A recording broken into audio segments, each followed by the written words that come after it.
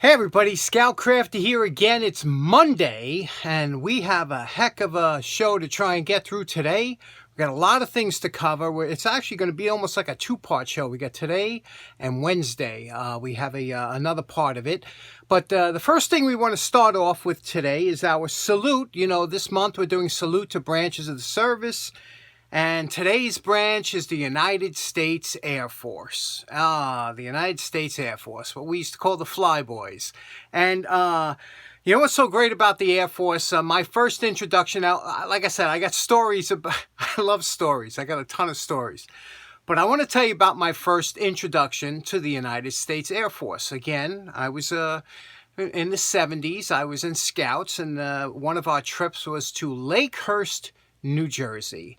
Lakehurst Naval Air Station, that was home of the infamous Hindenburg disaster.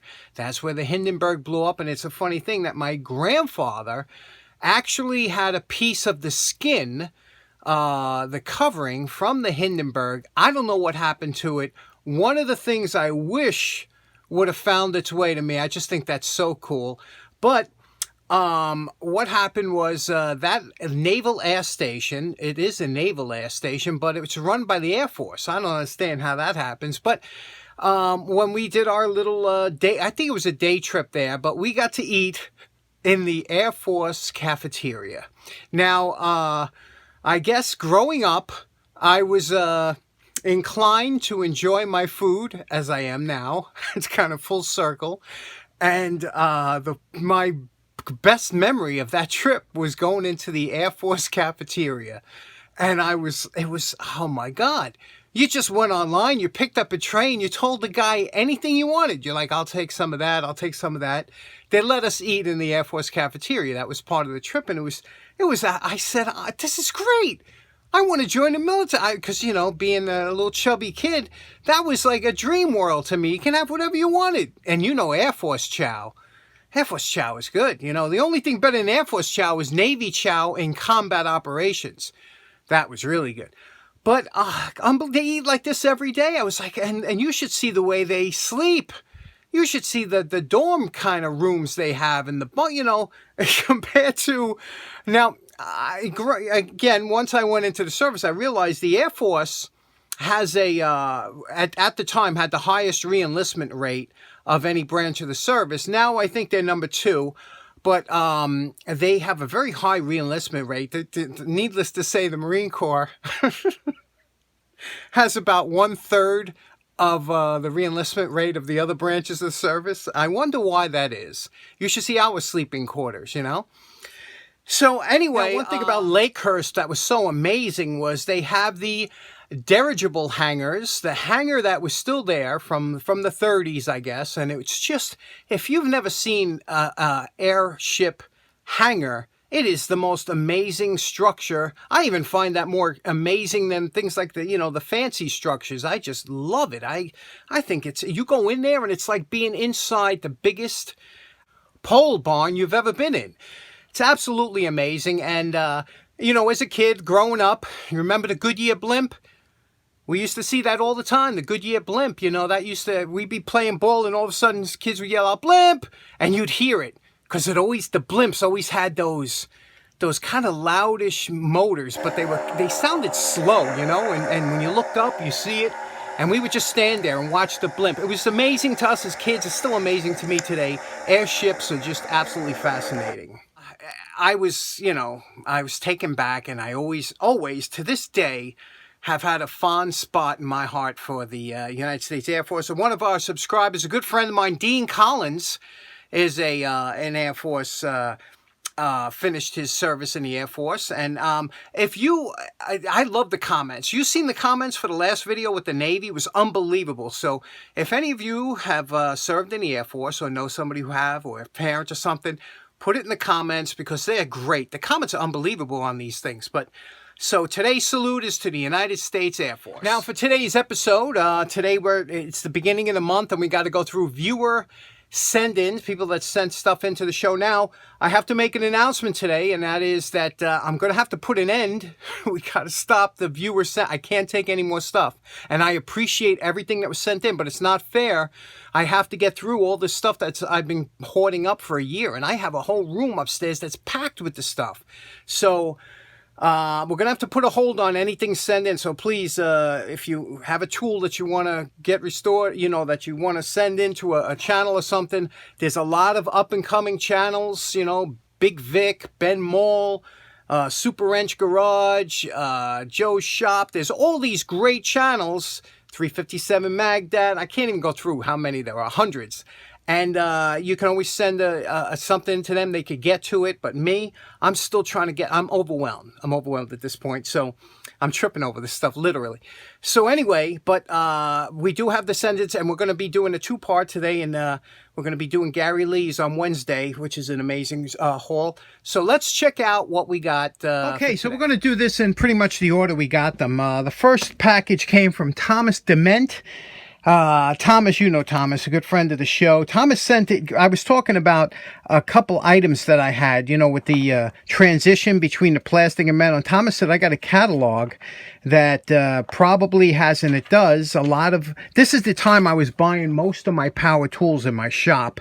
And you can see here, it was 1990 was the date of this catalog. And it's true, because all my drill press, my radial arm saw, the table saw, everything was kind of from this era. You could see here, and it was all, and you could see the prices, they weren't cheap. $400 for a stand. I know I paid $400 for the table saw, the radial arm saw, and the drill press. Like each one of those for $400. But this catalog has, and it's funny too, because it still looks fairly modern, but it's already 31 years old or something. So pretty interesting. He also sent in this these Blackfoot Indian pencils, natural cedar. I'm always looking for cedar. They work great in my antique pencil shop, and it's the only type I can use.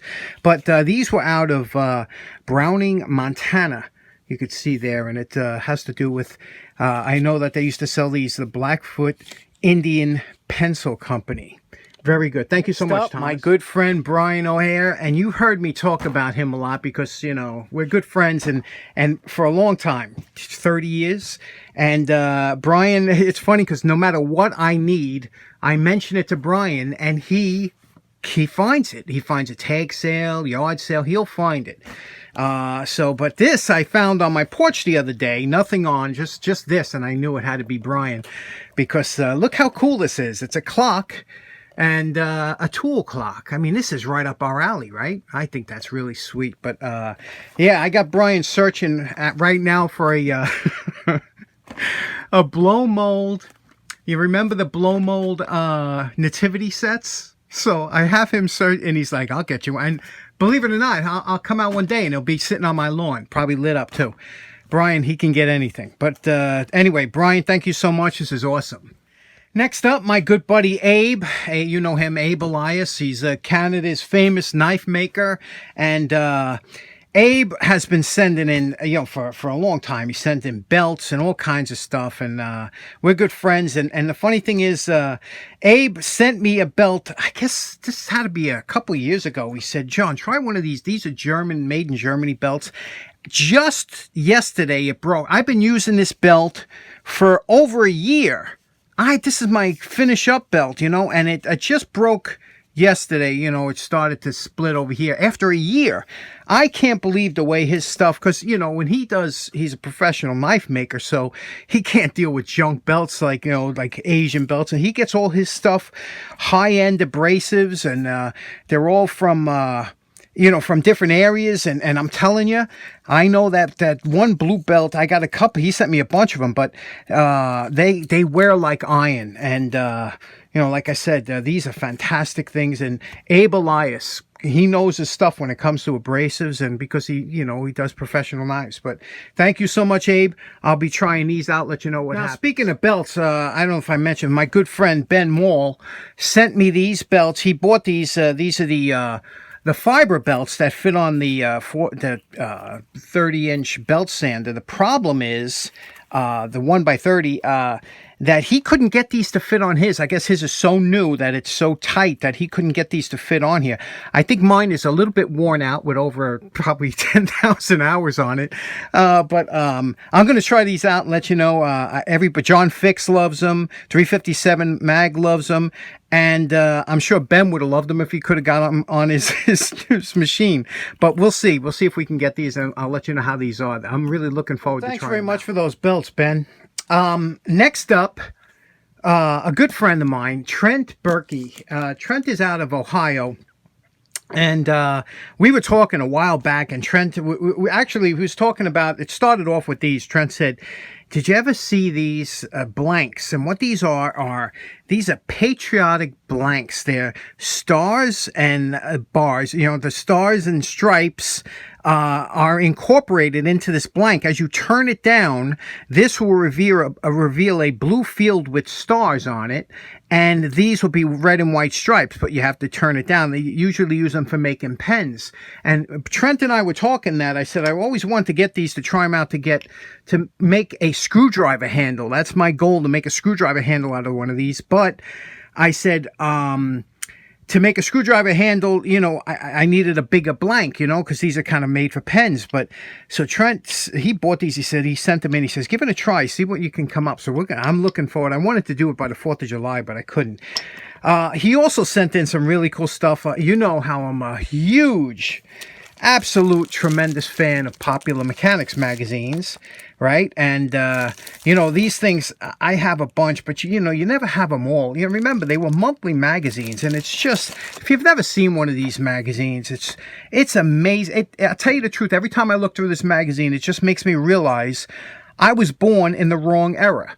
Because everything in here is like so cool, so much fun to do, and so easy to understand. And today with all this electronic and computer stuff and games, I just, you know, it's not me. I look at this and I'm like, this is what I should have been reading. I would have subscribed to this. Look at this. I mean, it's just everything, there's so much. And the best part is the advertisements in the back. Look at that. You can get a lathe, you know, it's like all these things that you would want to pick up. Arbor Press, I'm telling you, every time, if you get a little depressed, get yourself one of these magazines, start looking through it, it'll take you right out of your depression. So, really cool. He also sent in a couple of these other books I never seen, like, you know, probably similar publishing times to the Popular Mechanics, but the Do-It-Yourself Handbook. You know, this is when they wanted you to do all this stuff, and you would make all kinds of cool things, you know, out of scraps you had around the house. And, you know, our grandfathers always knew how to do something, right? But he sent in this tool, which I never seen before, and I think it's really cool. Look at this. It's an 8-inch universal, and you can see here the patent date. It's 6/3/19. I don't know. Where's the date on this? I see... Could that be 1919? That's probably it. But Universal Wrench Company, and it's made out of Windsor. I don't know if it's coming through here. I'm sorry. I'm not really looking through the camera. But here, let me show you how this works. It's a regular adjustable wrench, you know, that you can get a range. But when you squeeze the handle, look what happens. It pushes that over, and it will lock onto your nut. How cool is that? I never seen this before. I know Ben, right now, Ben, the tool addict, saying, yep, I'd probably get one of these soon. He'll get Resto Rob on the case, but how cool is that? Never saw that before. Very interesting wrench. Trent, thank you so much. And let me show you one other thing that he sent that I thought was pretty cool. Have you ever seen one of these before? I know what you're thinking. You're thinking it's a horseshoe, but it's not. It's a mule shoe. And you could tell that because mules, it's indicative of the thinner hoof that they had. Now, this would be considered a blank, you know, never have been used.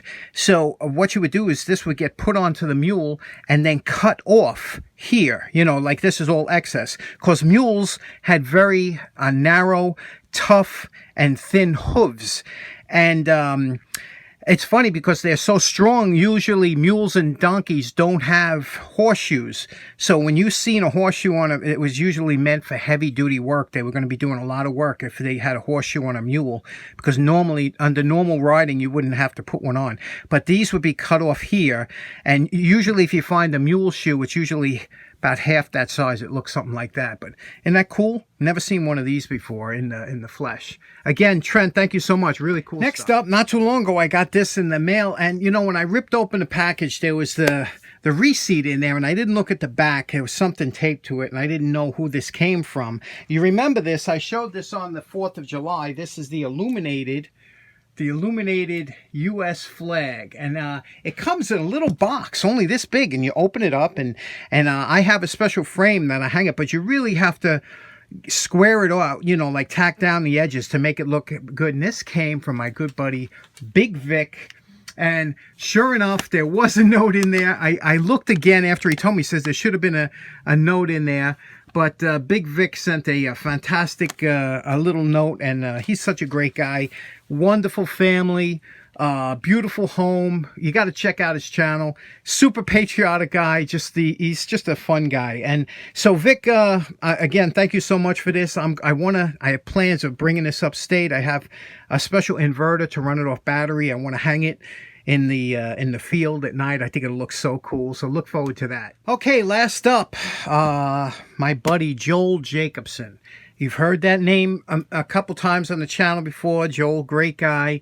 I know Joel and I guarantee we have a ton in common, because this guy, he sent me stuff that everything I'm looking at, I'm like, this is so cool. This is so cool. Joel used to be a film editor years ago, but I can only imagine what this kind of stories that he can tell. But again, Popular Mechanics magazine sent in a whole bunch. And again, remember him?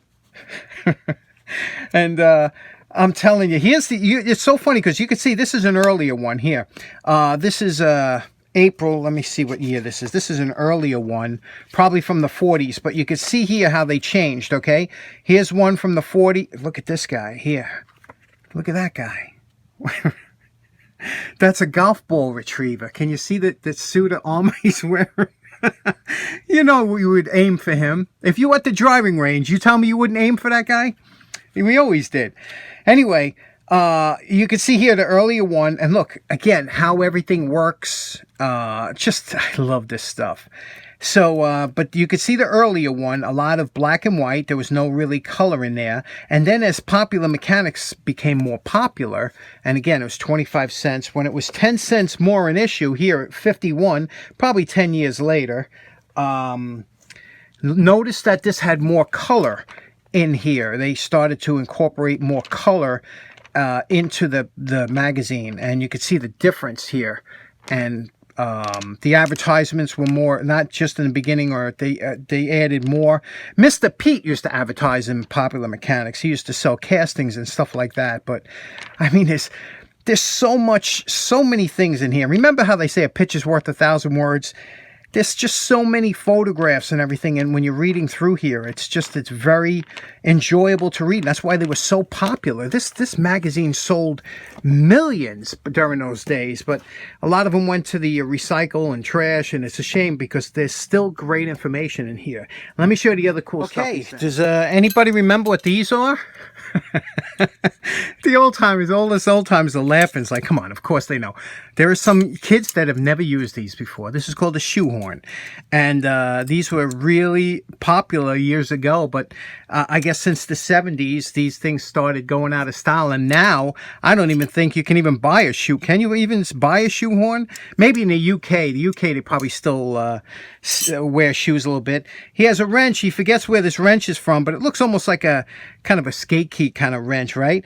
Mountaineering glasses. These are always cool, right? You ever see, because they got the eye patches over the side to stop the lights from coming in, and these are good ones. Bole, is that the term? But these aren't junk Asian imitation mountaineering glasses. These are the real deal. Very nice. Obviously, these wood rulers. Remember these? In Catholic school, this was the go-to tool for disciplining a student that was out of control. And ask me how I know. But this one here, not the little flimsy ones, this one here would go right across. You'd have to hold your hands out, and it would go right across the hand. And it was always fun. It was always an adventure in school. Couple of cue balls, but these aren't the cue. These are billiard balls. billiard balls. You got a number 1 and a number 9 ball. And you could hear these I guess they were like a celluloid type of material. Very interesting on the composite of these, because they're really hold up well. After thousands of games, they don't chip, they don't break. So I always thought these were amazing, huh? Cool. You could do tons of things with that. Flashlight bulbs. Then check out these two. Beautiful stopwatch. Again, this is when he was a film editor. He used to use that. Unfortunately, it was like a lot of stopwatches. I have one upstairs too. They get overwound, and then they don't. You got to get them. And look at this, $37 back in the day. You know how much money that was? Holy cow! So I'm going to try and get this fixed. I know a guy that does watches and things like that. Maybe he can. If it's sometimes it just needs a cleaning and a a lubrication. But this here is the cat's pajamas. Do you see this? This is an early stopwatch, electronic. The problem is it's not working, but it has that cool, those illuminated, before they came out with the LCD, they were like light emitting diodes, LEDs, but they were a different type. This one here, it's like an orange. It's really cool. It's just now I got to find somebody that does electronics. I need to get this thing fixed. This is so awesome. I mean, and I tried to see, are these available? And I looked on eBay, and you can see what these things sell for if they're working. Insane, but really cool. I love that era. Love the buttons on here. Absolutely incredible. And then this. And I think this is the project we're going to do today, because it's a nice, easy one. I've been dragging you along. So let's get this done real quick. Let me show you what this is. Okay, like I said, for today's project, we'll tackle this ice pick because it is just the epitome of awesomeness. And let's take a look here. It says American Ice Company. Their phone number was Maine 6240, right? And I guess it would be MA 6240. Now, what's interesting is this is so early, it's a 6-digit phone number. It was called a 2L4N. After that, in the 50s, they went to a 2L5N, and that's your typical numbers for a while. On the other side, it says, pick our ice, it's pure. What a great advertisement. This is over here, you can see indicative of the little notch here. That's a bottle opener. So you could use it as a bottle opener, as a ice pick, shank. There's a lot of things you could use this for. It is a little bit bent. Again, these were really common back in the 30s when you would get ice delivered. A lot of times you would break off a piece from the ice box to either use in your beverages or to make lemonade, things like that. But there was always that big chunk of ice you would buy. And but you can see here, it just needs a little bit of cleaning, straightening out. We'll straighten it out and clean it up. And let's see what we can do with this. And here we are, everybody's favorite, the Dake. Let's show you the setup. Now you can see I tried to do it on the vise. I just can't because you're blind. You're working blind. And you see this bend is right here. And I tried to put it in a vise, but you can't see what you're doing. So that's why the press is such a dream. Now the bend is right here. Okay, you can see that bend is right there. So I have it set up where this will cradle that little curved area here. And then what we'll do is we'll push this over and we'll try and push down again right here to try and get that straightened out. So let's see how that works. Sometimes you might have to adjust it and make different adjustments, but right about there looks nice. Okay, you see we're holding it up now a little bit until, just to keep that, we have a sliver of wood in there, and this looks pretty good here. Now again, once it's set up now you have to hold it because you don't want this thing shooting off across the shop. So you have to hold it with one hand and use the lever with the other. So let's do that. You can see it's pressing down. Okay, I'm holding it. It's really squeezing down. Now I don't have hardly any weight on there, but you can see it's squeezing down. Let's release it and take a look at what we did. Okay, it's maybe a little bit it came up. It still needs it. Again, we're in the right spot, but this is compressing too much. We're going to try something different. That's too much compression on that wood. Okay, I swapped it out with a stronger piece of wood. I think it won't compress as much. I'll hold this down with one hand. Take a look. There we go. Now again, it wants to turn out on you. Oh, you can see now. You see that? That's doing it now. We don't want to go too much. Let's raise it up. Take a look. Ah, look at that, huh? Look at that. The date comes through again.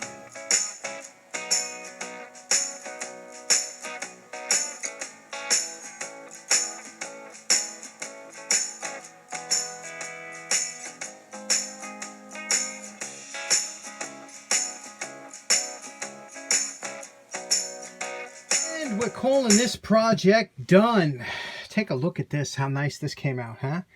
You can see here, Pick Our Ice, it's pure. You can see American Ice Company, the phone number. Look at that. Look how we did everything up nice. Brought everything back to the way it would have looked when it was new. All nice and, you know, scratch-free and dent-free, straight as an arrow. It just looks beautiful, doesn't it? What a nice ice pick. And it feels good in the hand. I guess you put your thumb here. You could, you know, crack some ice and just a lovely little ice pick. Jimmy DiResta would really like this, right? You know how he likes ice picks. Anyway, Joel, thank you so much for everything, especially this. What a great project, and it was really great stuff. Okay, in closing, special thanks. Thank you so much to everybody who sent anything in. Please don't send anything else. Can you imagine saying something like that? Just, you know, just like subscribing. If this is your first time here, don't click that subscribe button because, you know, you don't know what you're in for with this channel. I'm telling you, just wait a while. You can always subscribe later on. You know, not such a good... And if you're a subscriber and you're really not enjoying the channel, now's a good time to unsubscribe. As far as special thanks to everybody, United States Air Force. Let us know in the comments if you served or what the story was, your father served. I always love those comments, are the best. And hope you have a great day. Take care now, guys.